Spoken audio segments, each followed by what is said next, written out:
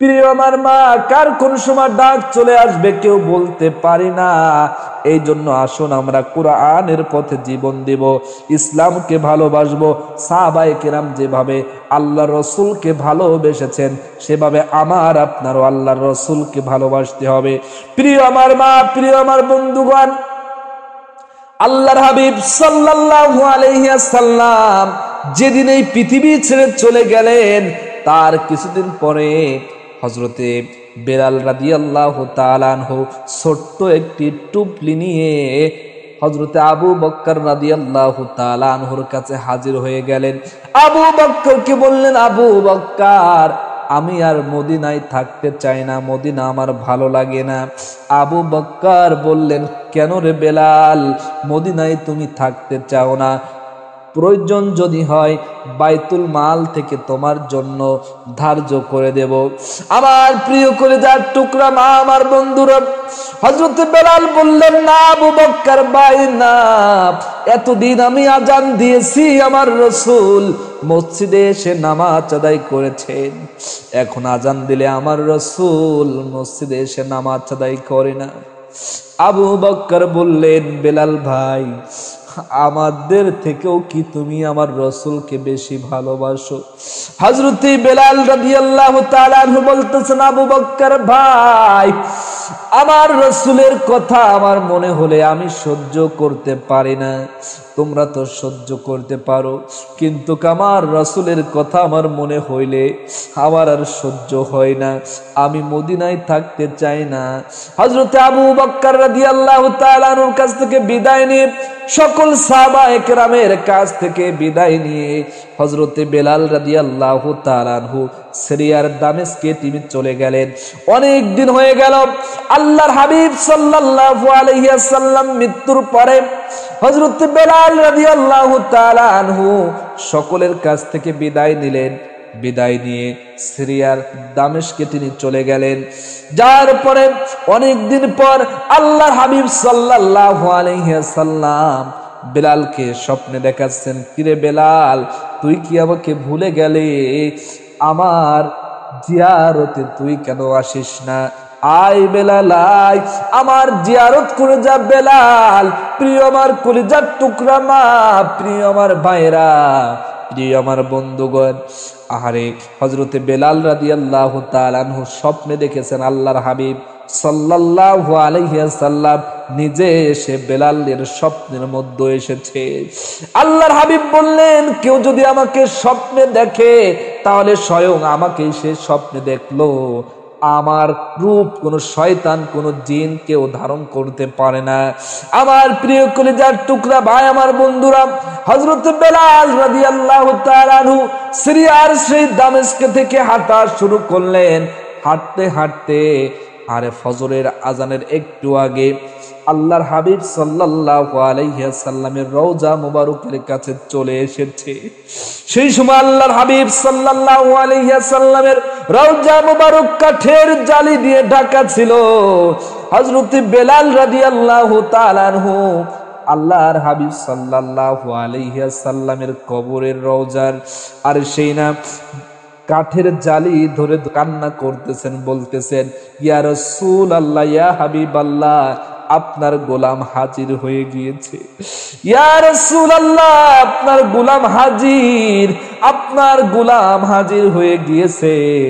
হযরতে বেলাল রাদিয়াল্লাহু তাআলা আনহু এভাবে কান্না করতেছেন। নতুন মুয়াজ্জিন আযান দেওয়ার জন্য হাজির হয়ে গিয়েছে, উপস্থিত হয়ে গিয়েছে। নতুন মুয়াজ্জিন এসে দেখেন হযরত বেলাল পুরাতন মুয়াজ্জিন আল্লাহর হাবিব সাল্লাল্লাহু আলাইহি ওয়াসাল্লামের রওজা মুবারকের কাঠের জালি ধরে ধরে তিনি কান্না করতেছে। নতুন মুয়াজ্জিন একটা ডাক মেরে বললেন, এ মদিনাবাসী, তোমরা শুনছনি আল্লাহর হাবিব সাল্লাল্লাহু আলাইহি ওয়াসাল্লামের সাহাবী, আল্লাহর হাবিব সাল্লাল্লাহু আলাইহি ওয়াসাল্লামের মুয়াজ্জিন তিনি হাজির হয়ে গেছেন মদিনাবাসী। তোমরা শুনছনি, তোমরা দেখছনি। প্রিয় আমার কলিজার টুকরা মা, প্রিয় আমার বন্ধুরা, হযরত উসমান, ওমর সকলে হাজির হয়ে গেলেন। বেলালকে ডাক দিয়ে বলা হলো, বেলাল, আপনি আজান দেন, অনেক দিন আপনার কণ্ঠ থেকে আমরা আজান শুনি না। এ বেলাল, আপনি আজান দেন, রসুলকে যে কণ্ঠে আপনি আজান দিয়ে শোনাইতেন সেই কণ্ঠে আপনি আমাদের আজান দিয়ে শোনান। হযরত বেলাল রাদিয়াল্লাহু তাআলা চোখের পানি ছেড়ে দিয়ে বলেন, এ মদিনাবাসী, আমি যখন আজান দিয়েছি আমার রসুল সেই সময় মসজিদে এসে নামাজ আদায় করেছে, এখন আজান দিলে কি আমার রসুল মসজিদে এসে নামাজ আদায় করবে? আরে বেলাল রসুলকে কি ভালোবাসতেন! আমার প্রিয় মা, আমার প্রিয় বন্ধুগণ, সাহাবায়ে কেরামকে বেলাল ডাক দিয়ে বললেন, নবীর সাহাবী, আমি যখন আজান দিয়েছি আমার রসুল তখন মসজিদে এসে নামাজ আদায় করেছে, আমি এখন আজান দিলে কি আমার রসুল মসজিদে এসে নামাজ আদায় করবে? সালমান ফারসি ডাক দিয়ে বললেন, তোমাদের কারো কথায় হযরত বেলাল আজান দিবে না? দেখো ইমাম হাসান ইমাম হুসাইন কোথায়? ইমাম হাসান হুসাইনের কথায় আজান দিবে।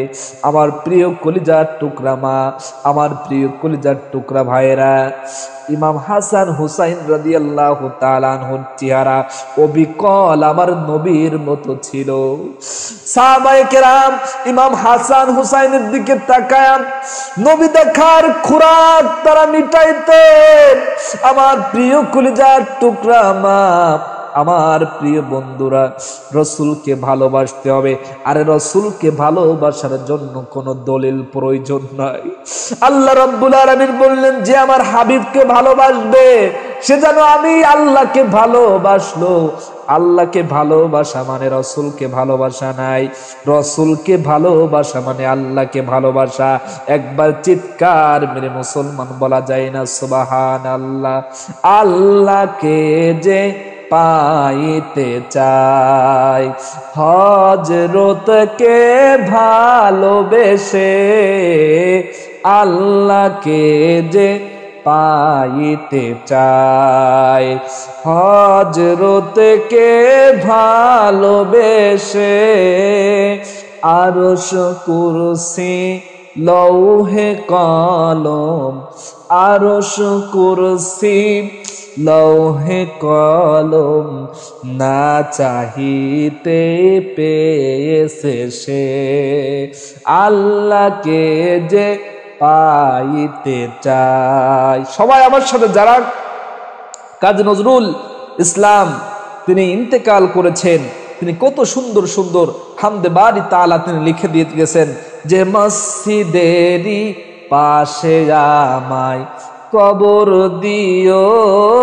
ভাই, যেন গড়ে থেকে ওই মুয়াজ্জিনের আযান শুনতে পাই। কত সুন্দর সুন্দর তিনি নাতে রসুল লিখেছেন, আলহামদুলিল্লাহ। এই জন্য তিনি লিখছেন যে, আল্লাহকে যে পাইতে চাই, হযরতকে ভালোবেসে, আরশ কুরসি লৌহে কলম, না চাহিতে পেয়েছে সে। একবার চিৎকার মেরে মুসলমান বলা যায় না মারহাবা? প্রিয় আমার কলিজার টুকরা ভাই, প্রিয় আমার বন্ধুরা, সালমান ফারসি ডেকে বললেন, তোমাদের কারো কথা বেলাল শুনবে না, তোমাদের কারো কোথায় বেলাল আজান দিবে না। দেখো ইমাম হাসান আর ইমাম হুসাইন কোথায়? ইমাম হাসান হুসাইন চলে আসলেন। হযরত বেলাল ইমাম হাসানের বুকের সাথে মাথা ঠেকায় ঠেকায় কান্দে। ইমাম হুসাইনের বুকের সাথে হযরত বেলাল মাথা ঠেকায়া ঠেকায়া কাঁদে রে। হযরত ইমাম হাসান আর হুসাইন বলে, নানার মুয়াজ্জিন, তোমার ওই কণ্ঠে থেকে কতদিন যে আজান শুনি না, তুমি যে কণ্ঠ দিয়ে আমার নানাকে আজান শোনাইতা, সেই কণ্ঠ দিয়ে আজকে আমাদের প্রত্যেককে আজান শোনাও। একবার জোরে জোরে চিৎকার মেরে মুসলমান বলা যাবে না সুবহানাল্লাহ? প্রিয় আমার মা, প্রিয় আমার ভাইরা, হযরত বেলাল রাদিয়াল্লাহু তাআলা আনহু যে ঘরের ছাদের উপর থেকে আজান দিতেন, হযরত বেলাল রাদিয়াল্লাহু তাআলা আনহু ছাদের উপর উঠে গেলেন। ছাদের উপর উঠে হযরতে বেলাল আজান দিচ্ছেন। আল্লাহু আকবার, আল্লাহু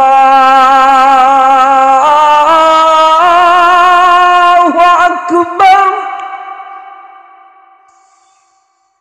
আল্লাহু আকবার, আল্লাহু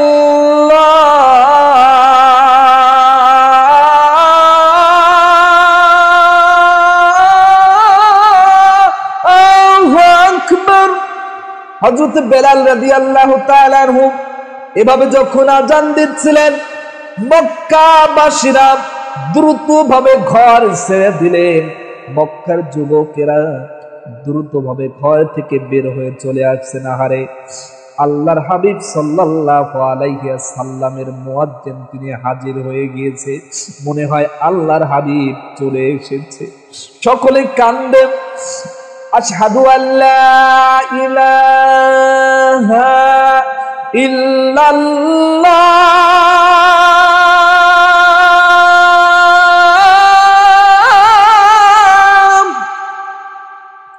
এভাবে যখন হযরত বেলাল যখন আজান দিচ্ছিলেন, মুরব্বী বৃদ্ধা লোকেরা হাজির হয়ে গেলেন।